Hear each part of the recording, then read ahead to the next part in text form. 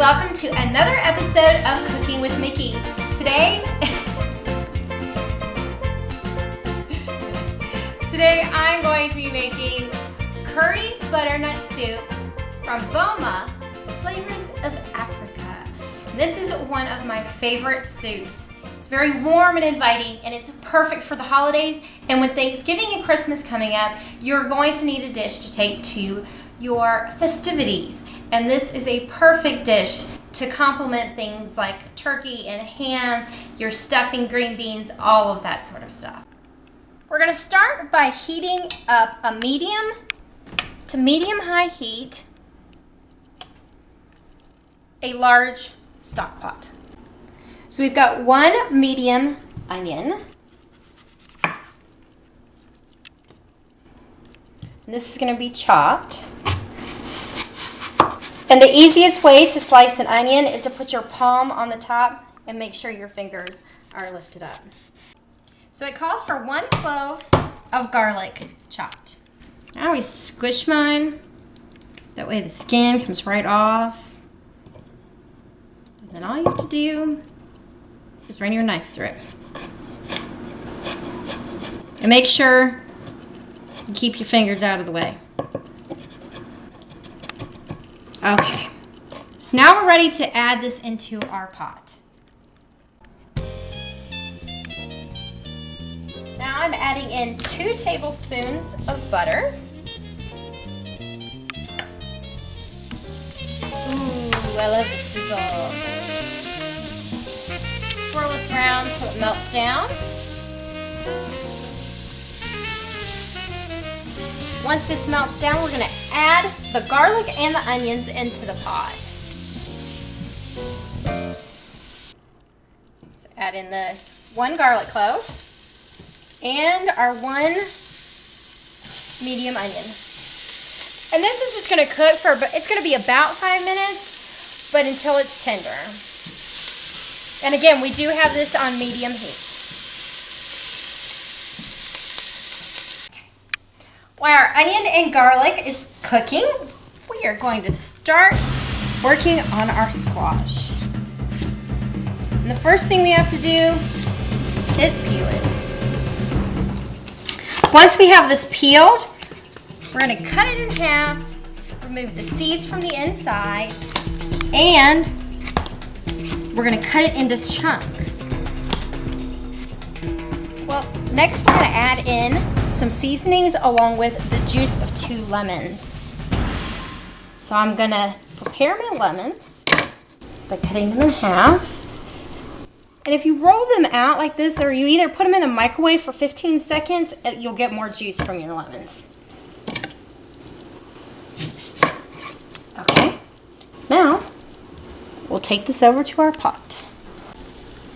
So now we'll juice our lemons. I like to use some kind of strainer when I go to do this. And the reason being is it catches all the seeds. If you're really good and you have big hands especially, if you hold it upside down, you can usually keep the seeds in your hand. However, I have little hands. I'm a little person, so this works very easy for me. And after I do that, I'm actually going to add in the cumin and the coriander. You want both of those to be ground. One thing you can always do is grind your own spices.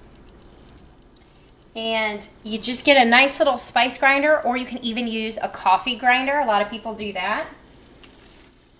But if you use a coffee grinder, there's one thing you need to make sure you do. Either use bread after you've ground a spice in it, or what you'll need to do is have a separate grinder. And that's what I recommend. I actually have a separate grinder for my spices. And this recipe calls for 1 teaspoon of each.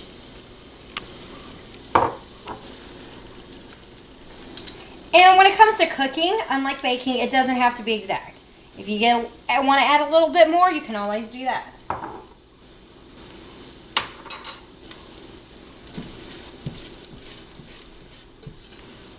Start mixing that in. And I'm gonna add my Thai curry paste, which calls for 2 teaspoons, which I think might actually empty this jar.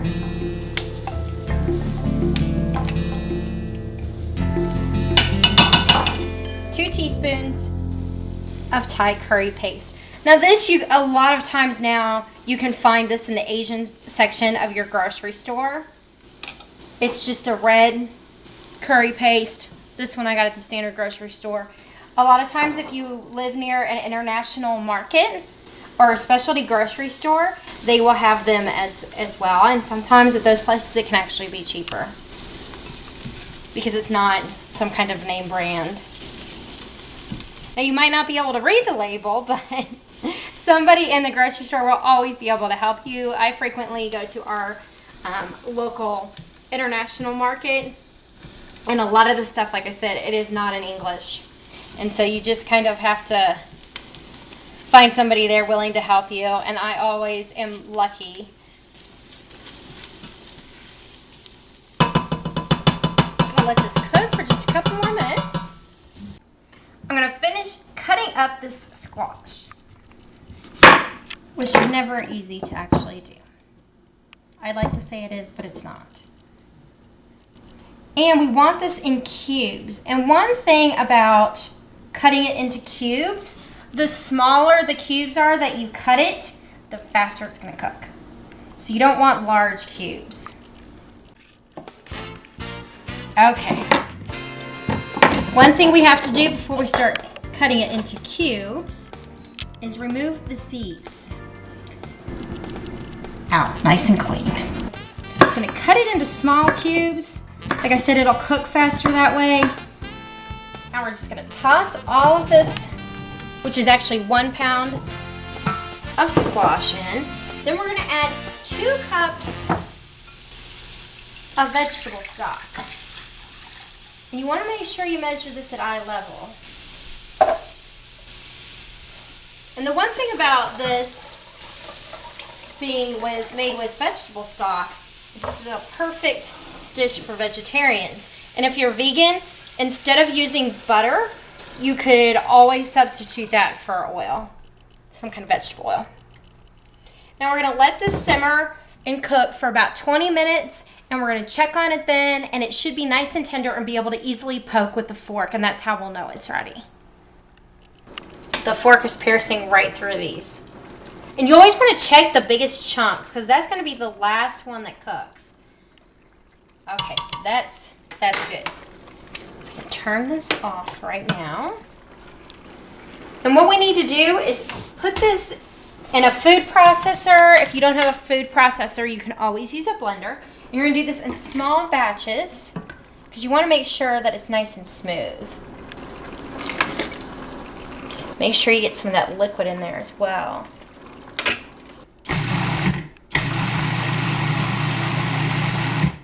Before I add my milk and cream, I'm going to add my salt and pepper.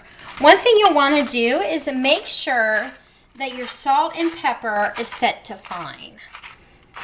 Oh, that looks pretty. Okay, I'm going to add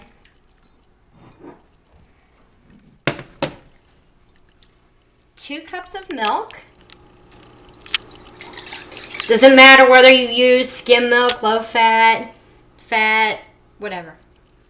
I personally always buy, I used to buy 2%, but then I started drinking milk, and if I drink milk, it has to be whole milk. And whole milk will actually last longer in your refrigerator than the others. If you look at expiration dates when you go to the grocery store, you'll notice that the low-fat milks have a sooner expiration date than the lower fat content, and the reason being is the fat in it actually helps, I guess, preserve it. Now I'm going to add 4 tablespoons of sour cream. And I go through sour cream pretty fast at home. So I do end up buying the reduced fat. Because sour cream goes with everything, and you can do so much with it. You can make you know, salad dressings with it. You can make all kinds of fun dips.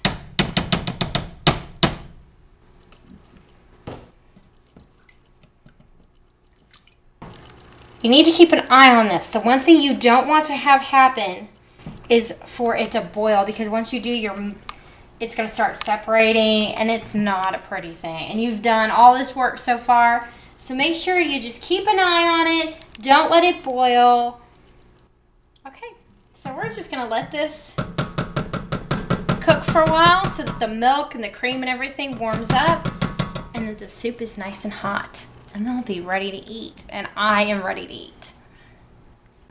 Okay, so it's time to go ahead and scoop up our soup.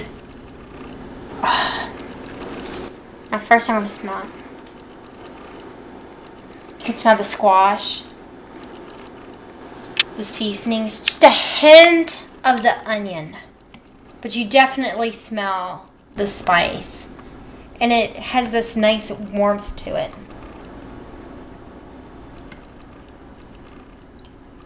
Now there are two different ways you can finish this off. If you want, you can put a little bit of sour cream on top. That'll add a little bit of coolness to it.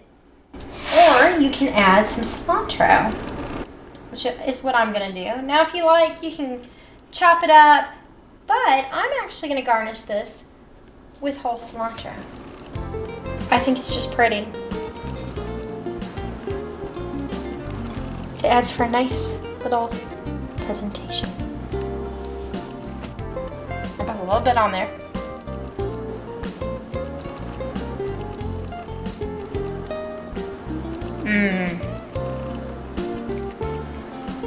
Just the right amount of spice. Touches your tongue. The first thing you're gonna taste is the sweetness from the butternut squash. Then right after it hits you, that kick of those seasonings like the coriander and the cumin, the red curry paste. It just kind of hits the back of your tongue. You know, it's not overly powdery. So considering this dish has some spiciness and heat to it, and you're looking for a wine to drink with it, what you would want to go with is a white wine. And I would highly suggest something like a Chenin Blanc, a Sauvignon Blanc, something that has pear and melon, apple, that kind of flavor to it. Another thing that would be good would be a Riesling, because it has a sweetness, so it'd be a nice contrast to the spiciness that's in this dish. White wine is definitely something you'll want to go with. I wouldn't suggest a red. And the reason being is this does have some heat to it. And you can make it less spicy by removing some of that or using less of the Thai red chili curry. But with the spiciness of it, you would like the coolness and crispness of a white wine.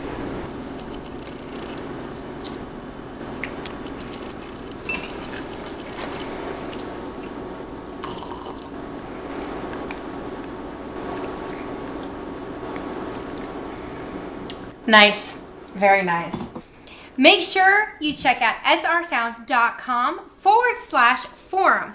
There you will find this video along with the recipe. So you'll know how to make it yourself at home. And you can also check out cookingwithmickey.info. And there you will see other videos, some cooking tips and things like that, Disney news. Also on srsounds.com, I have my table service dining reviews in addition to the Cooking with Mickey stuff.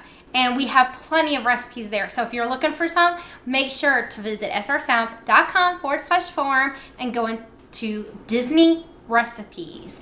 And you will find tons of different stuff, whether it be from the cruise line, Adventures by Disney, whatever you're looking for.